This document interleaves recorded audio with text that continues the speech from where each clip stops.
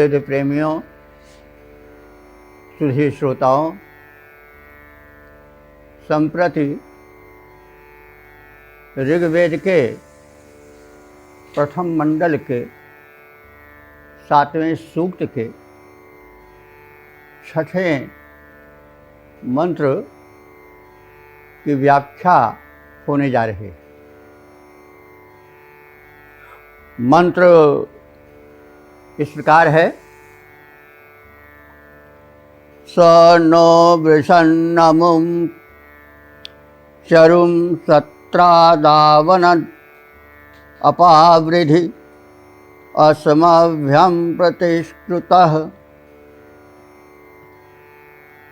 तो इस मंत्र में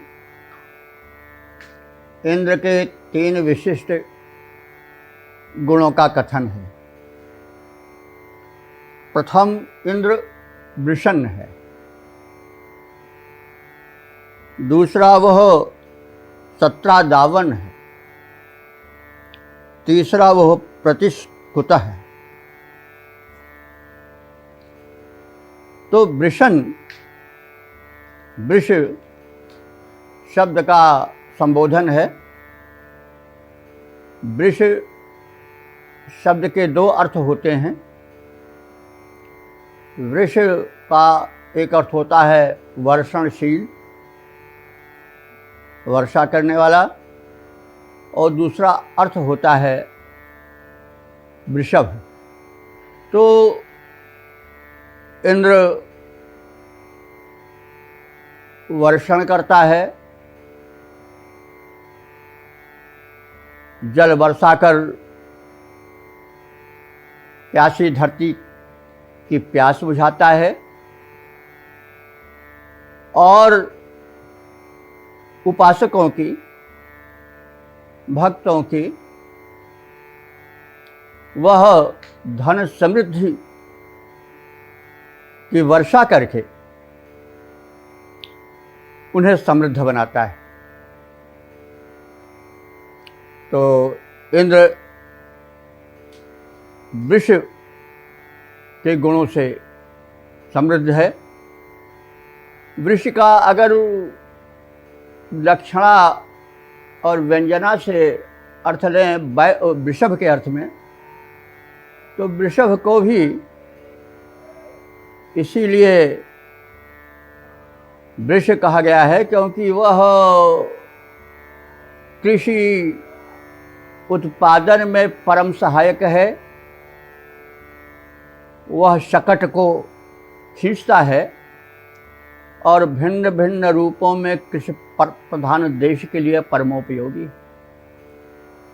उसके कारण ही अन्न की वर्षा होती है, धन की वर्षा होती है, सुख समृद्धि की वर्षा होती है।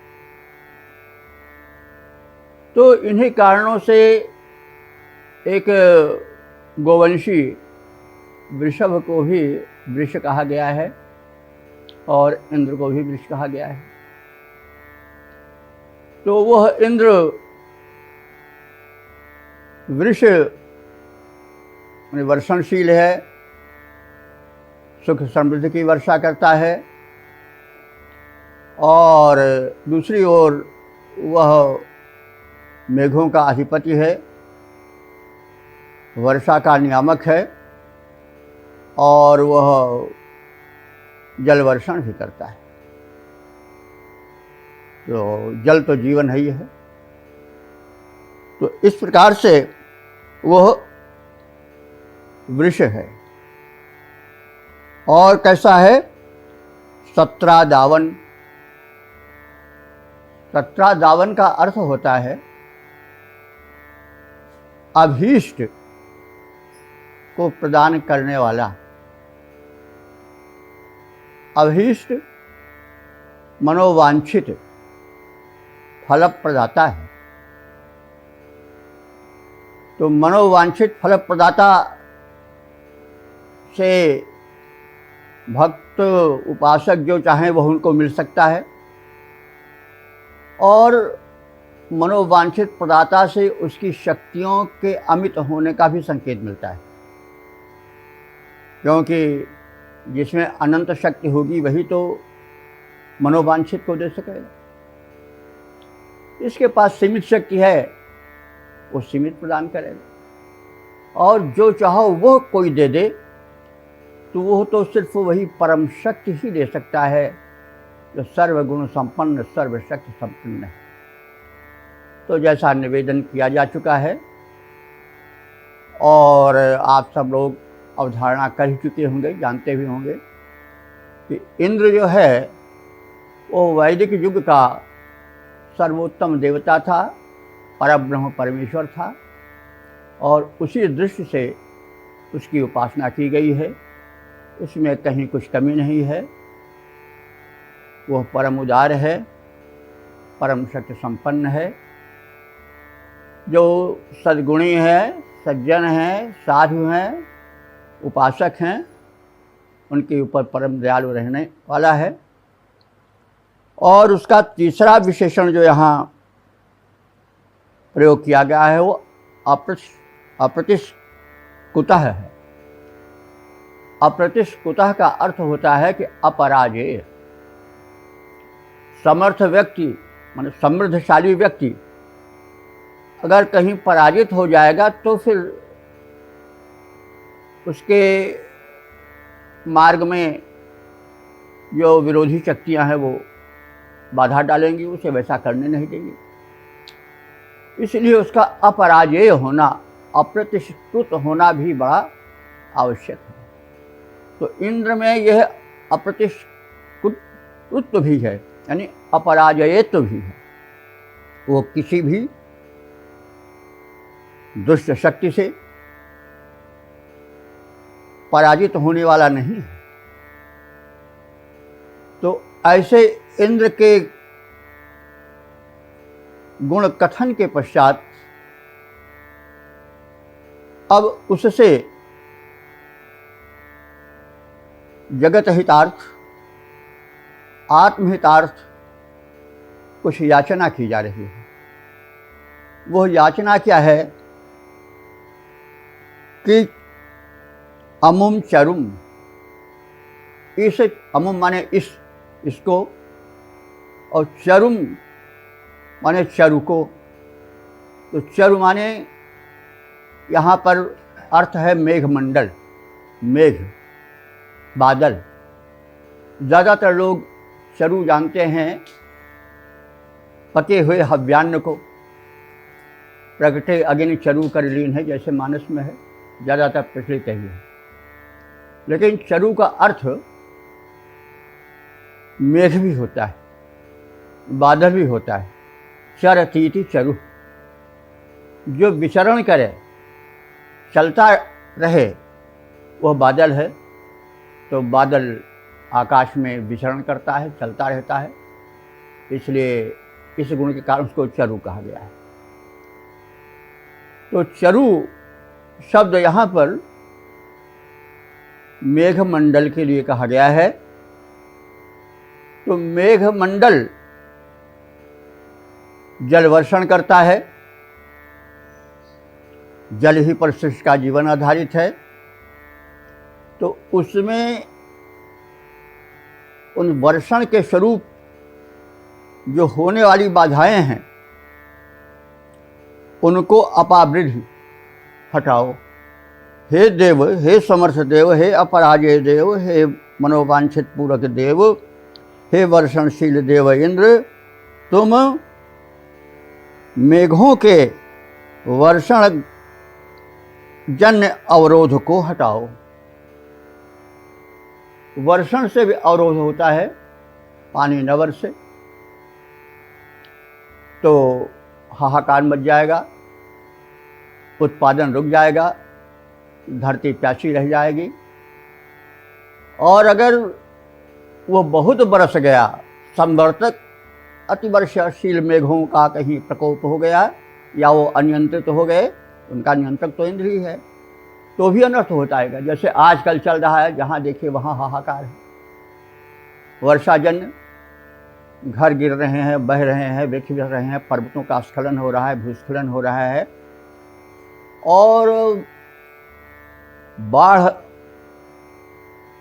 जन्य वर्षा का प्रकोप दृष्टिगोचर हो रहा है, संतुष्ट हो रहा है जन समाज। तो जन समाज संतुष्ट होता है अतिवर्षण से और अनावृष्टि से भी। अतिवृष्टि अनावृष्टि दोनों ही कष्ट कारक हैं। तो इंद्र नियामक है, इसलिए वह अपावृद्धि माने हटा दे। क्या हटा दे? मेघों द्वारा उपस्थित अवरोध हटा दे। तो वह अवरोध जो अवर्षण से भी हो सकता है और अतिवर्षण से भी हो सकता है। तो ऋषि इस प्रकार से प्रार्थना करता है कि हे इंद्रदेव, आप वर्षणशील हो, आप जो हो सत्तादावन हो, आप अपराजेय हो। आप कृपा करके मेघों को वर्षणशील बनावें, और अगर वे अति वर्षणशील बन जाएं तो उस अवरोध को भी आप धरती के हितार्थ और भूमंडल पर निवासियों के हितार्थ अपावृद्धि माने दूर करें। तो इस प्रकार से प्रार्थित इंद्र से उसकी शक्तियों और उसके अनुदानों के विषय में हम ज्ञान प्राप्त किए। अब इसका छंदोबद्ध रूपांतरण इस प्रकार से प्रस्तुत हो रहा है। हे इंद्र वारि वर्षण करता, हे इंद्र वारि वर्षण करता, हे मनोवांछित फलदाता, तुम सर्व समर्थ सहायक हो, तुम सर्व समर्थ सहायक हो, अपराजित हो, धनदायक हो, अपराजित हो, धनदायक हो, ऐश्वर्यवान, ऐश्वर्यवान बलवान परम, वारिद वृंदों के नायक हो, उत्पन्न अन्न धन हो प्रभूत, मेघों को बरसावो त्राता, हे इंद्र वारि वर्षण करता, हे मनोवांछित फलदाता, हे मनोवांछित फलदाता। वेद प्रेमियों, सुधी सज्जनों, संप्रति ऋग्वेद के प्रथम मंडल के 7वें सूक्त का 7वां मंत्र व्याख्या हेतु प्रस्तुत है। मंत्र इस प्रकार से है। ओम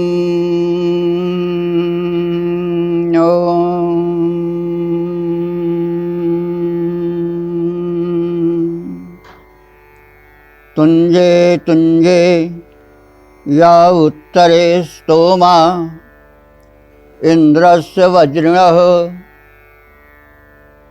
न विंधे यस्य सुष्टुतिम। इस मंत्र में इंद्र की दानशीलता और उसकी महिमा का, उच्चाशयता का प्रकर्ष प्रकटित किया गया है। इंद्र परमदानी है, उसके दान की महिमा का वर्णन करते हुए ऋषि कह रहा है कि वज्रिणः इंद्रस्य, उस वज्रधर इंद्र के तुंजे तुंजे प्रत्येक अनुदान में अस्तुत के फलस्वरूप प्रदान किए अभीष्ट फल के उपलक्ष्य में उसके स्तोम, स्तोम माने स्तुतियाँ आभार रूप में हम उपासकों द्वारा प्रस्तुत की जाती हैं और उसके दान की परंपरा में उत्तरोत्तर जैसे वृद्धि होती है वैसे ही उसके माहात्म्य वर्णन में भी स्तुतियों को प्रस्तुत किया जाता है। लेकिन वह इतना महान है, इतना अनंत है कि स्तुतियाँ छोटी पड़ जाती हैं और तमाम उसके गुण अवशिष्ट पड़े रह जाते हैं और उन स्तुतियों के गुणों के गायन के संदर्भ में उन स्तुतियों के मध्य हम देखते हैं कि अभी बहुत कुछ कहना बाकी है। उसकी महिमा इतनी विस्तृत है। तो शब्दार्थ इस प्रकार से देख लें, तुंजे तुंजे प्रत्येक दान के अवसर पर या उत्तरे स्तोमा, उत्तरे माने उत्तरोत्तर, एक के पश्चात एक, जो स्तोमा माने संगीत में स्तुतियाँ प्रस्तुत की जाती हैं,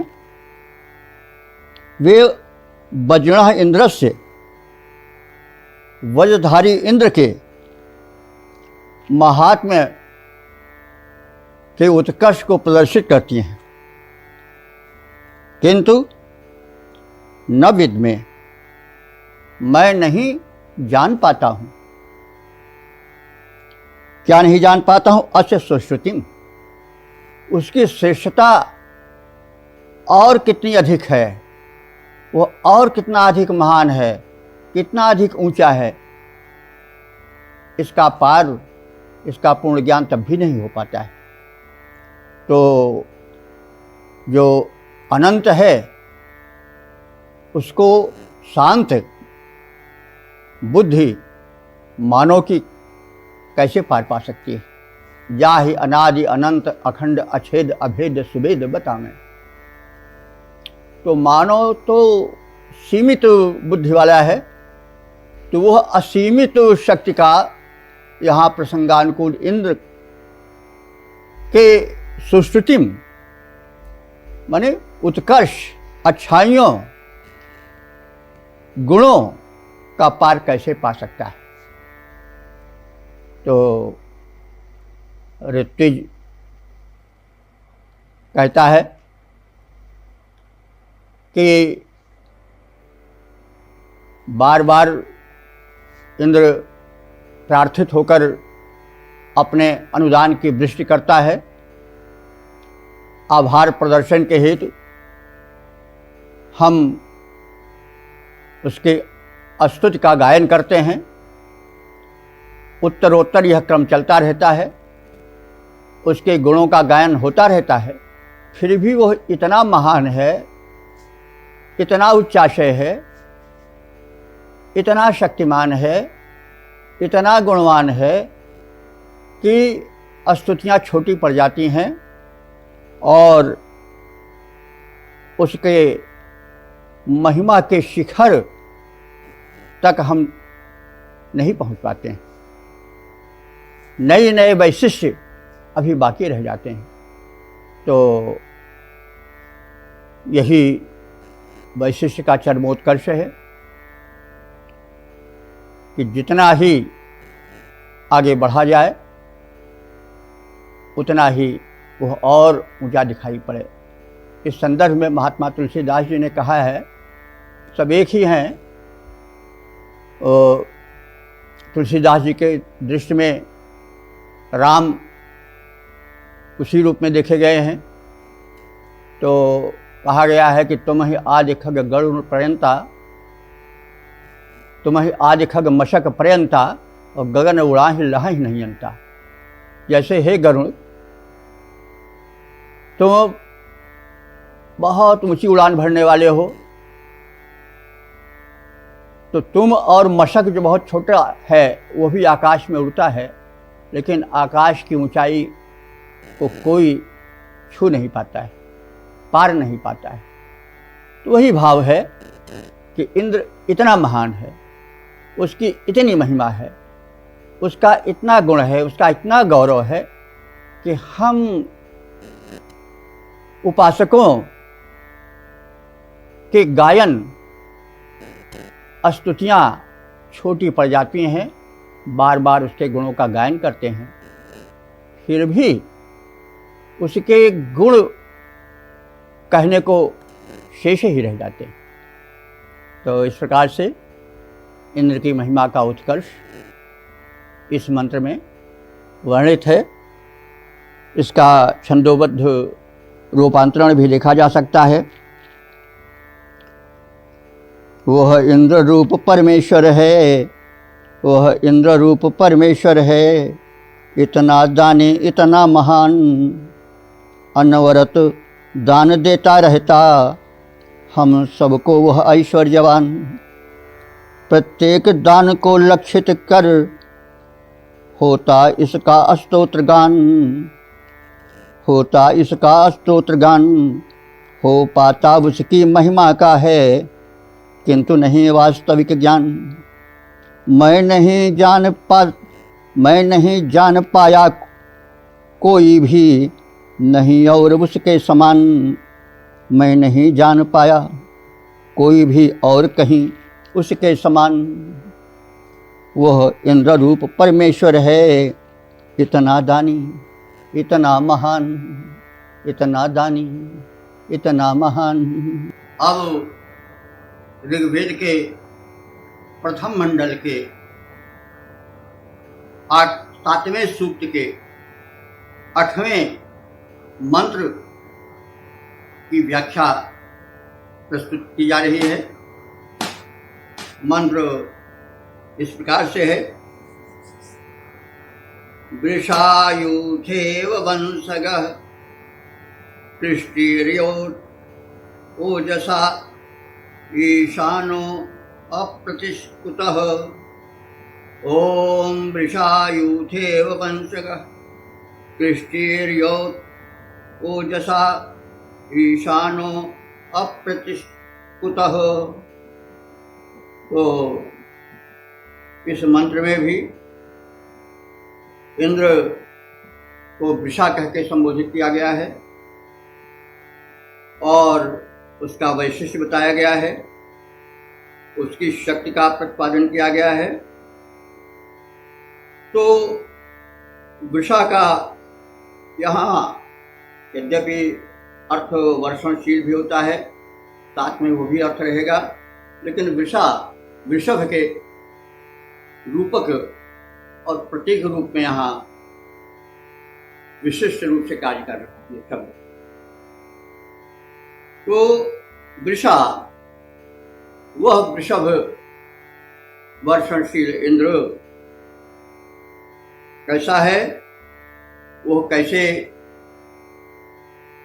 आराधक उपासकों के मध्य में अप्रतिहत रूप से बिना रुके पहुंच जाता है और कैसे उनके जीवन सकट को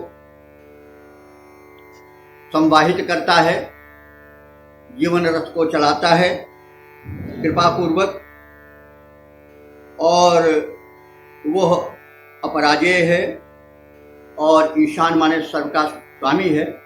इन सब भावों को लेकर के मंत्र की प्रस्तुति की। तो वृषायुथेव वंशगः शब्द है, वंशगः इंद्र का विशेषण है और प्रतीक रूप में कथन है कि जैसे वृषभ यूथेव यूथ गायों के यूथ में समूह में वंशगः माने बड़ी आसानी से बेरोक टोक चला जाता है, वैसे इंद्र भी भक्तों के मध्य में बिना किसी संकोच के, बिना किसी रुकावट के चला जाता है, क्योंकि वह अप्रतिष्ठित है। उसे ऐसा करने से कोई रोक नहीं सकता है। और ईशान है। ईशान का अर्थ होता है स्वामी। वो सबका स्वामी भी है। बाद में ईशान विशेषण शिव जी के साथ जोड़ दिया गया पुराणों में, लेकिन वेद में ईशान शब्द इंद्र के पर्याय रूप में आया है। तो इंद्र के लिए विशेषण जो प्रयुक्त हुए हैं वे ईशान हैं और अप्रतिष्ठित है। अप्रतिष्ठित यानी अपराजित और सर्वस्वामी इंद्र है। वह अपने भक्तों से परम प्रेम करता है और उपासकों के मध्य वैसे ही निसंकोच चला जाता है जैसे गायों के समूह में वृषभ निसंकोच भाव से पहुंच जाता है।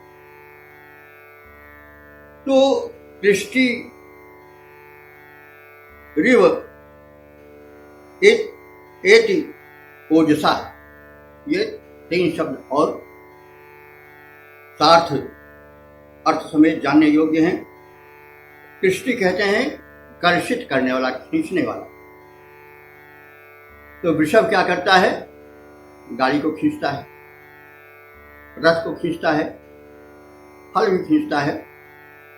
तो वो लक्षणा रूप में भक्तों के, उपासकों के जीवन रथ को सकुशल चलाता है, खींचता है। परम सदा तिनके रखवारी भगवान भी कहते हैं कि मैं अपने भक्तों की रक्षा करता हूँ, उनके जीवन को चलाता हूँ। तो वही वेद में भी भाव है कि वह कृष्टि है। कृष्टि माने कर्षण करने वाला, खींचने वाला है। क्या? जीवन रथ को, जीवन की गाड़ी को, जीवन के शकट को। ये कृष्ण शब्द इसी से बना है। कृष्ण भी ऐसे ही बना है, कृष्ण से बना है वो भी। तो कर्षति पापान यदि कृष्ण, अथवा कर्षति भक्तानां जीवन शकटम यदि कृष्ण। वैसे इंद्र भी दृष्टि है, कर्षण करने वाला है, खींचने वाला है। क्या? भक्तों के जीवन शकट को। वे कितना महत्व है। तो वो भक्तों क्या बताया गया? भक्तों के समूह में बेरोक वैसे जाता है जैसे गायों के समूह में वृषभ चला जाता है। और बस चला जाकर के वहीं रुक नहीं जाता है, वह अन्य व्यापार भी करता है। भक्तों का प्रसंग ले तो भक्तों के जीवन रथ को भी वो खींचता है, संकोच नहीं करता है। उनके जीवन रथ का दायित्व तो लेता है खींचने, जो उसके प्रति समर्पित होते हैं, भक्त होते हैं। क्योंकि वह ईशान है, वह सर्वस्वामी है, सबका मालिक है और अप्रतिष्ठित, कहीं भी रोका नहीं जा सकता है, अपराजय है। तो इस प्रकार से इस मंत्र में इंद्र के भक्त वत्सल होने का, उसके शक्तियों का चित्रण किया गया है। और वो भक्तों से इतना प्रेम करता है कि वह बिना किसी रोक टोक शीघ्र ही उनके मध्य पहुंच जाता है। तो इंद्र की महिमा का ज्ञापन करने वाला यह मंत्र अब इस रूप में रूपांतरित छंदोबद्ध ढंग से देखा जा सकता है। वैभव वर्षक हे प्रभो इंद्र, वैभव वर्षक हे प्रभो इंद्र, है महिमा अमित तुम्हारी, मिलते धर्मशील को तुम, देते समृद्धियां सारी। बल से बलि वृषभ ज्यों, गायों के समूह को पाता, वंश वृद्धि के साथ साथ ही फल शकटादि चलाता। वृद्धि करो, वृद्धि करो, जीवन रथ खींचो, मंजिल मिले हमारी। मंजिल मिले हमारी। वैभव वर्षक हे प्रभु इंद्र, है महिमा अमित तुम्हारी, है महिमा अमित तुम्हारी।